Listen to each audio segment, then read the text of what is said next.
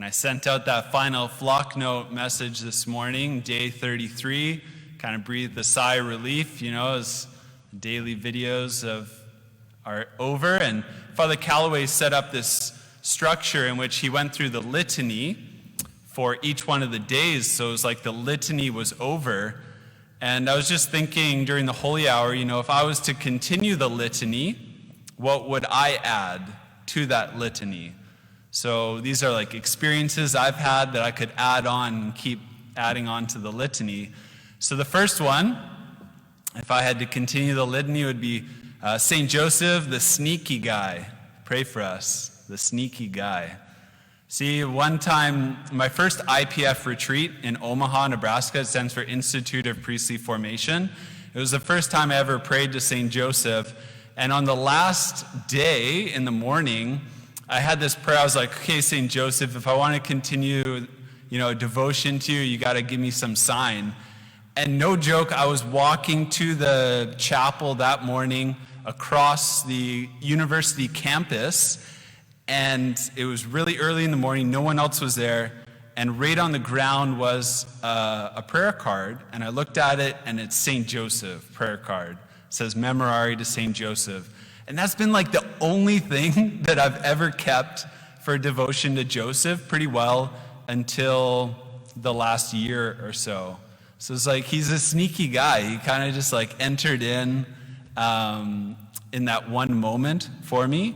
And I've really felt him being the sneaky guy throughout the 33 days. Like I'll be praying and usually I'm focused on Jesus and I think Mary's beside me, and then all of a sudden it's like, oh yeah, like there he is. Like he just kind of pops into his place right beside me, kind of completes the Holy Family around me. So I feel he's like a sneaky guy, and I feel his presence every now and then. He just kind of enters the scene. So St. Joseph, the sneaky guy, pray for me.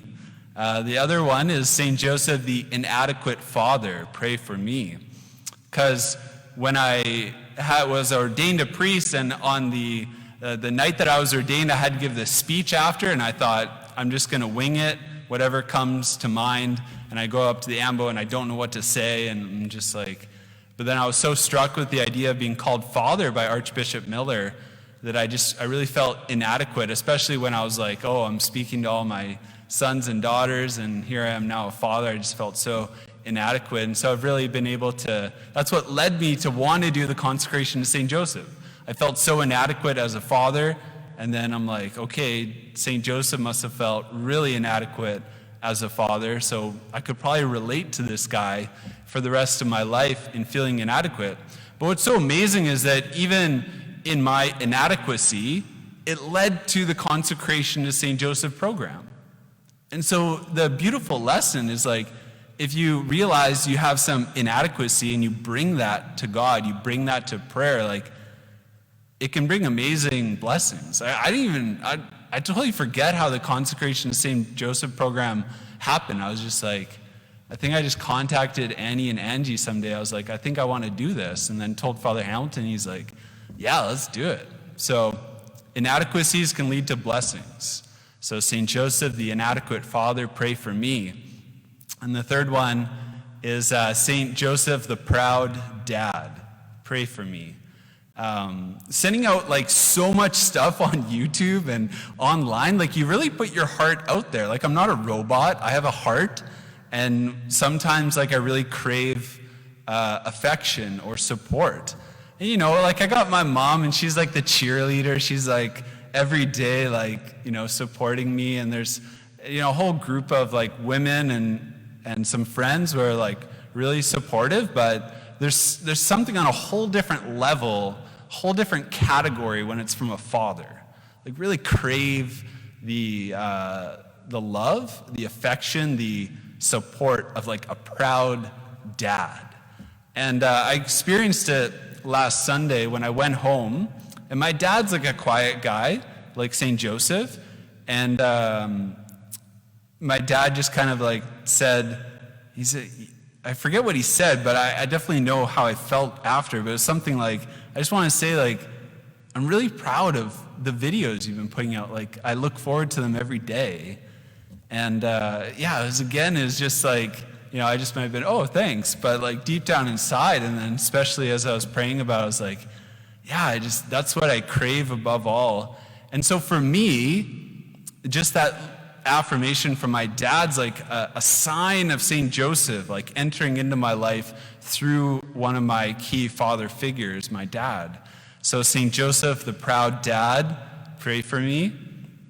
And now that we're going to do the consecration after, I was trying to think of like another image. I don't have any cartoons popping up, maybe when I edit this after.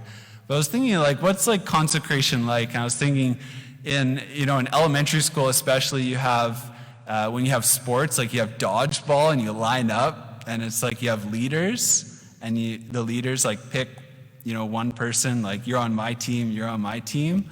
So it's like St. Joseph's kind of like the dodgeball captain. He's like, and so today he's choosing you by name. He's like, I want you on my team. And we've heard multiple times over the last 33 days that the final battle is over marriage and the family. And St. Joseph's like, I want you on my team. There's a battle going on. And so, although you might think that you're the one signing and you're doing your part, there's a bigger story at play. St. Joseph is choosing you by name to join his team. So what a gift we have to have such a good Father choose each one of us by name today. So now we'll go into the consecration.